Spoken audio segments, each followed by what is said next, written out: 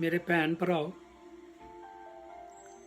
ਅੱਜ ਅਸੀਂ ਪ੍ਰਭੂ ਦੇ ਕੁਝ ਸ਼ਬਦ ਜੋ ਸਮਝਣਾ ਚਾਹੁੰਦੇ ਆ ਉਹ ਮੈਂ ਤੁਹਾਡੇ ਨਾਲ ਸ਼ੇਅਰ ਕਰਨਾ ਚਾਹੁੰਦਾ ਕਿ ਸਾਰੇ ਮੇਰੇ ਭੈਣ ਭਰਾਵਾਂ ਨੂੰ ਇਹਨਾਂ ਸ਼ਬਦਾਂ ਦੇ ਰਾਹੀਂ ਜ਼ਿੰਦਗੀ ਤਬਦੀਲ ਕਰਨ ਦਾ ਮੌਕਾ ਮਿਲੇਗਾ। ਔਰ ਮੈਂ ਆਸ਼ਾ ਕਰਦਾ ਕਿ ਤੁਸੀਂ ਸਾਰੇ ਇਹਨਾਂ ਸ਼ਬਦਾਂ ਤੇ ਚੱਲੋਗੇ ਔਰ ਪਵਿੱਤਰ ਜੀਵਨ ਜਿਹੜਾ ਉਹ ਬਤੀਤ ਕਰ ਸਕੇ। ਅੱਜ ਦਾ ਜਿਹੜਾ ਸਾਡਾ ਟੌਪਿਕ ਆ ਉਹ ਕੀ ਆ?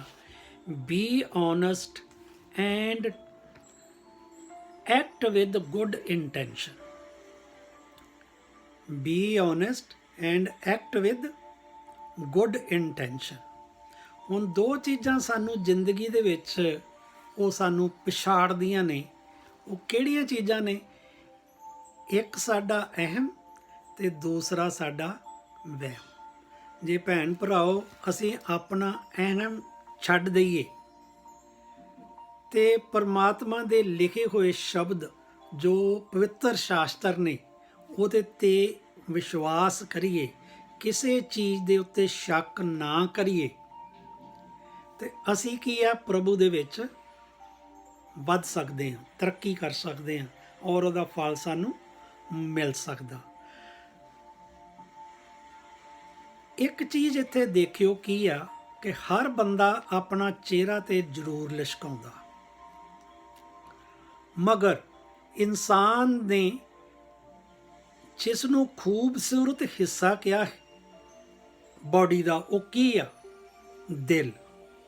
ਜੇ ਭੈਣ ਭਰਾਓ ਸਾਡਾ ਦਿਲ ਸਾਫ਼ ਨਹੀਂ ਤੇ ਸਾਡਾ ਚਮਕਦਾ ਹੋਇਆ ਚਿਹਰਾ ਕਿਸੇ ਕੰਮ ਕਾ ਨਹੀਂ। ਸੋ ਇਸ ਕਰਕੇ ਦੋਸਤੋ, ਵੀਰੋ, ਭੈਣੋ ਤੇ ਭਰਾਓ, ਆਪਣੇ ਹਿਰਦੇ ਨੂੰ ਪਵਿੱਤਰ ਬਣਾਓ।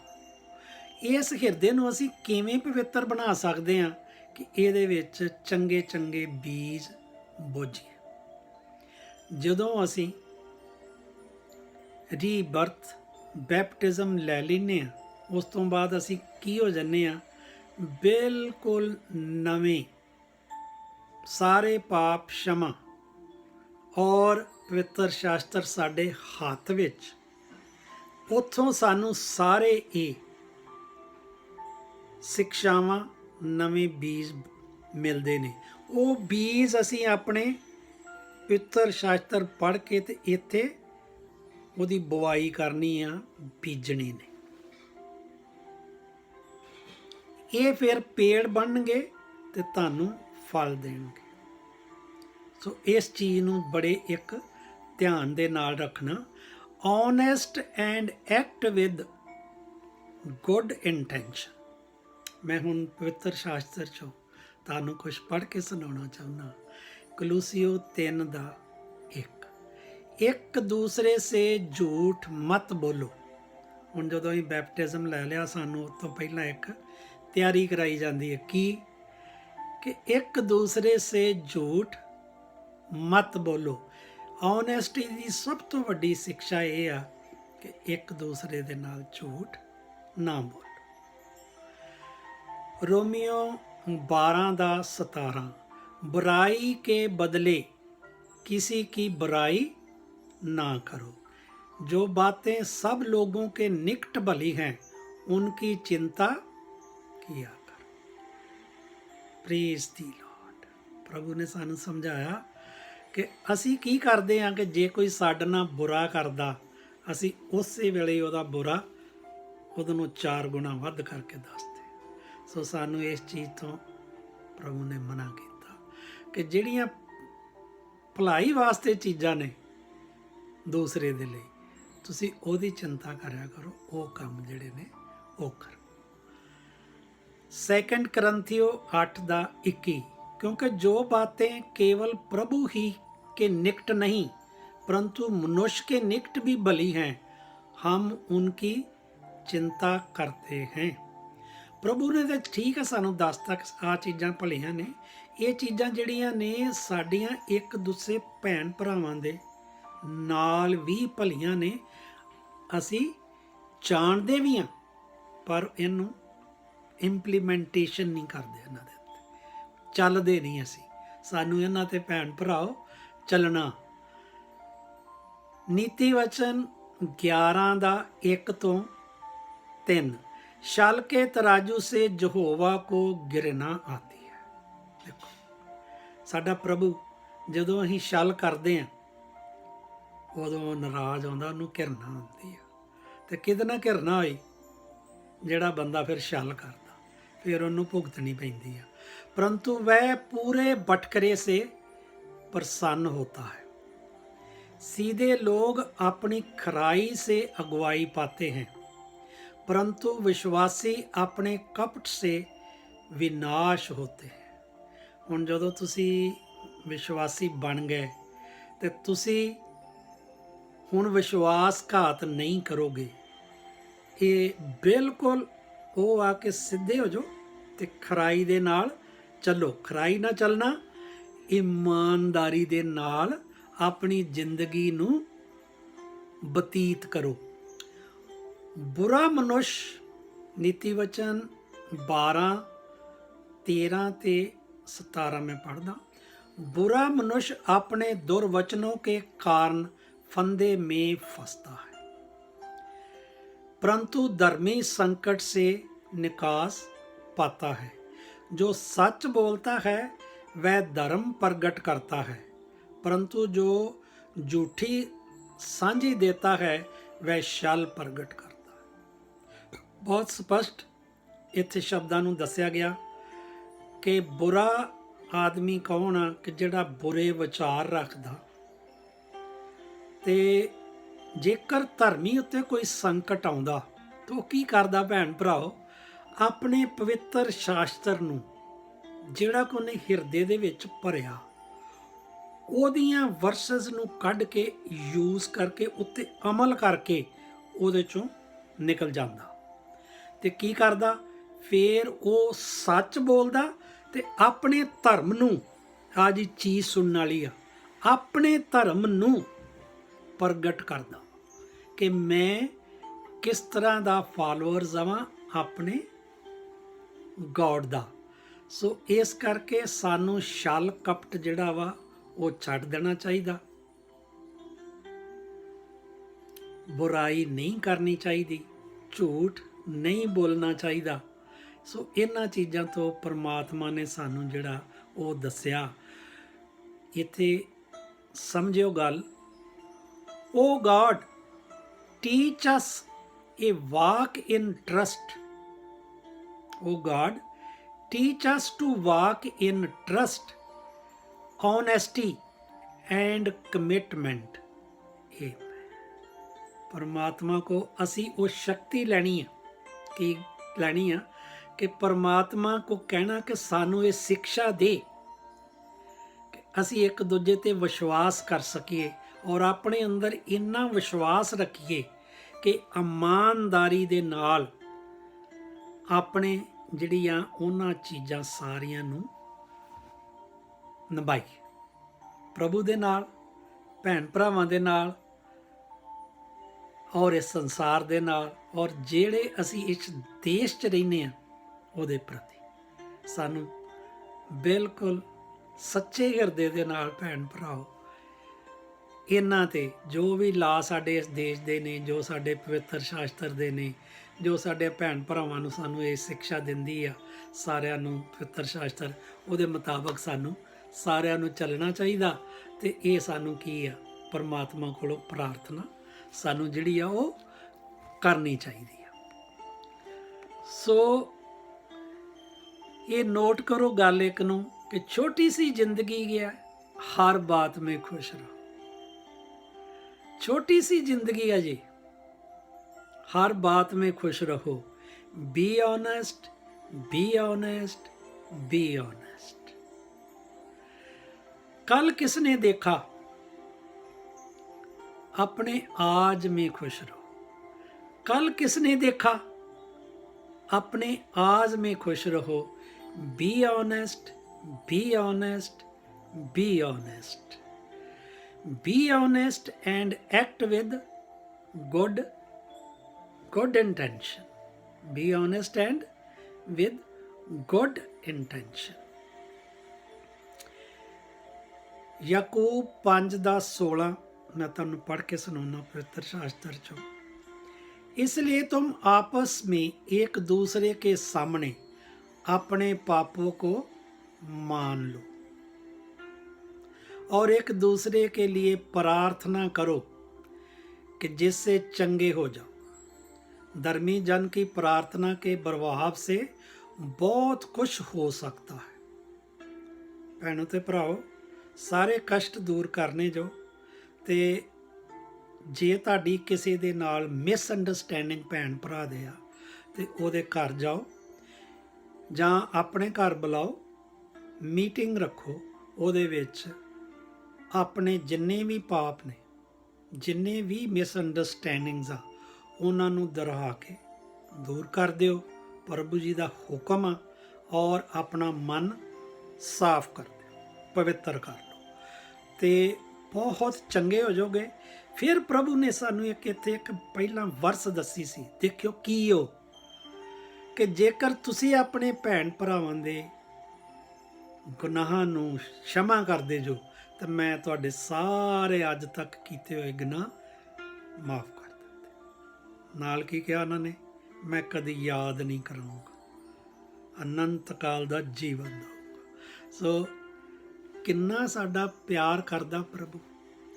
ਸਾਰੇ ਭੈਣ ਭਰਾਓ ਇਹ ਸਮਝੋ ਕਿ ਸਾਡਾ ਪ੍ਰਭੂ ਕਿੰਨਾ ਮਹਾਨ ਤੇ ਕਿੰਨਾ ਸਾਨੂੰ ਪਿਆਰ ਕਰਦਾ ਤੇ ਬਾਰ-ਬਾਰ ਸਾਨੂੰ ਜਿਹੜਾ ਉਹ ਸਮਝਾਉਂਦਾ।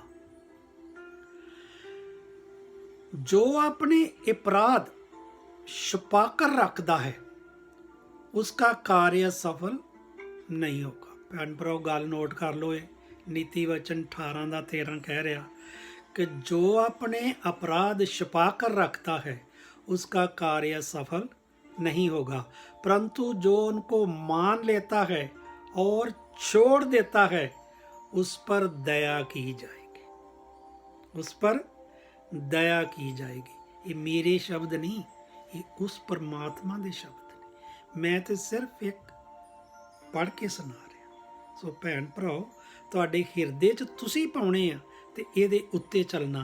सो बड़े प्यार नाल सुनो, समझो ते इहदे उपर चलो, अमल करो। 2 Corinthians 4:2 परंतु हमने लज्जा के गुप्त कामों को त्याग दिया और ना चतुराई से चलते और ना परमेश्वर के वचन में मिलावट करते हैं, परंतु सत्य को प्रकट करते हैं। परमेश्वर के सामने हर एक मनुष्य के विवेक में अपनी भलाई बिठाते हैं। देखो हुण तुहानूं कोई शर्म नहीं आनी चाहिए कि तुसी अपने सारे जिहड़े अंदर हिरदे च भरे सी पहलां, जो बीज असी पहलां बोए सी और फल सानूं अच्छा नहीं सी मिलदा, असी किधर तुरे फिरदे सी? काम, क्रोध, मोह, लोभ, हंकार ते असी बगैर प्यार तो रहिंदे सी। ਉਹ ਕਹਿੰਦਾ ਵਾ ਕਿ ਇਹ ਸਾਡੇ ਅੰਦਰ ਭਰਿਆ ਸੀ, ਉਹ ਅਸੀਂ ਛੱਡ ਦਿੱਤਾ ਜਦੋਂ ਅਸੀਂ ਵਿਸ਼ਵਾਸੀ ਹੋਏ। ਹੁਣ ਚਤੁਰਾਈ ਨਾਲ ਚੱਲਣਾ ਵੀ ਛੱਡ ਦਿਓ, ਕਿਸੇ ਚੀਜ਼ ਦੇ ਵਿੱਚ ਮਿਲਾਵਟ ਨਾ ਕਰੋ ਤੇ ਭਲਾਈ ਕਰਨ ਵਾਲੇ ਪੁਰਸ਼ ਜਿਹੜੇ ਆ ਤੁਸੀਂ ਬਣ ਜਾਓ। ਤੇ ਫਿਰ ਕੀ ਹੋਇਆ ਕਿ ਇਹ ਜ਼ਿੰਦਗੀ ਇੱਥੇ ਸਾਨੂੰ ਕੀ ਸਿੱਖਿਆ ਦਿੰਦੀ ਆ ਕਿ ਓਨੈਸਟੀ ਅਪਣਾਓ ਤੇ ਉਹਦੇ ਵਿੱਚ ਰਹੋ ਤੇ ਉਹਦੇ ਉੱਤੇ ਚੱਲੋ ਤੇ ਤੁਸੀਂ ਕੀ ਪ੍ਰਭੂ ਦੇ ਰਸਤੇ ਤੇ ਚੱਲਦੇ ਜੇ ਅਨੰਤ ਕਾਲ ਜੀਵਨ ਪਾਓਗੇ। ਔਰ ਜਿਹੜਾ ਨਰਕ ਔਰ ਸਵਰਗ ਆ ਇਹ ਇੱਥੇ ਹੀ ਆ ਤੁਹਾਡੇ ਕੋਲ ਸਾਰਾ ਕੁਝ। ਉਹ ਕਿਸ ਤਰ੍ਹਾਂ?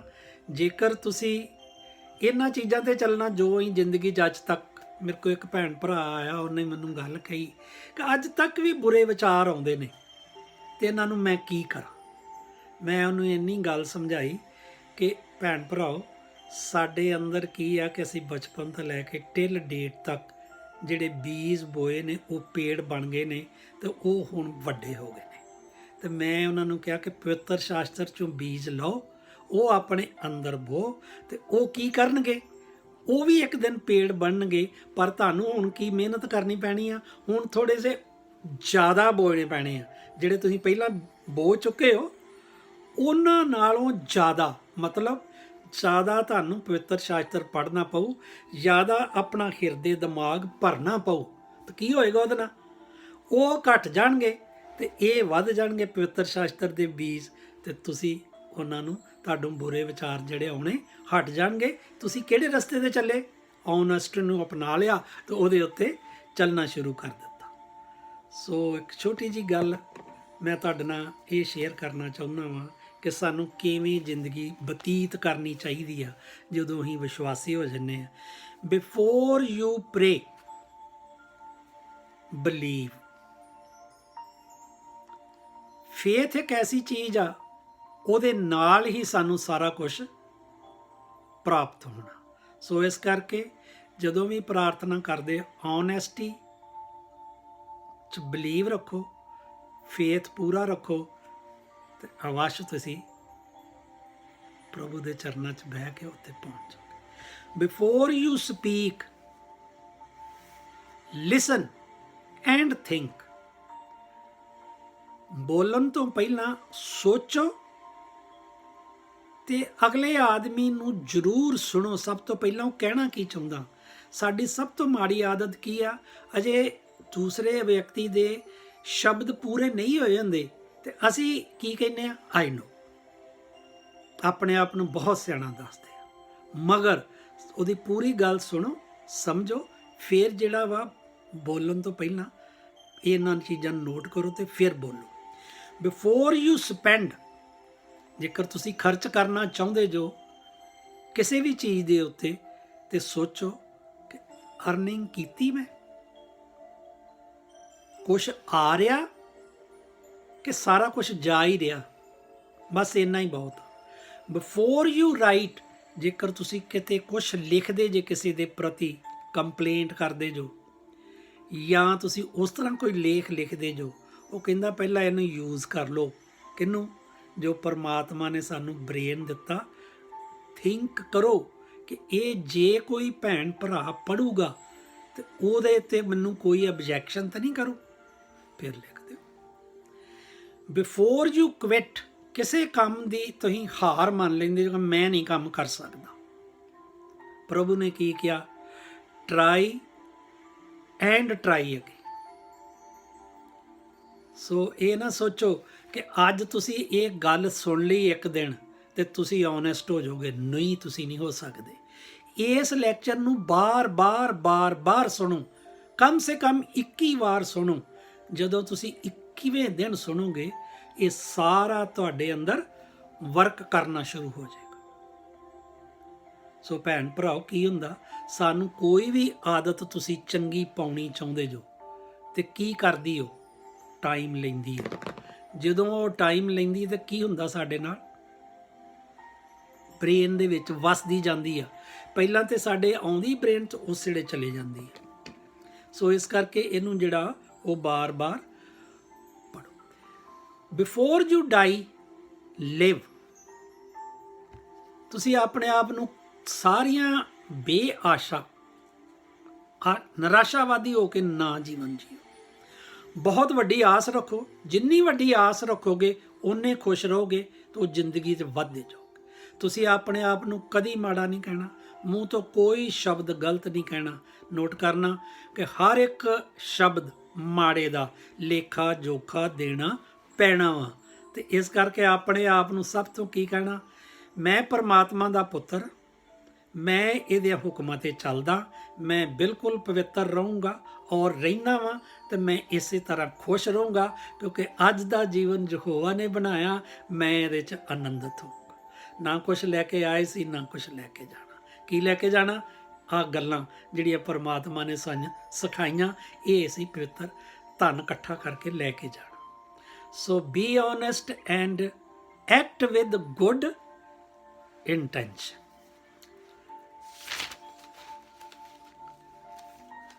Dear God, open my lips to speak the truth, to live it, and to be a pillar of honesty.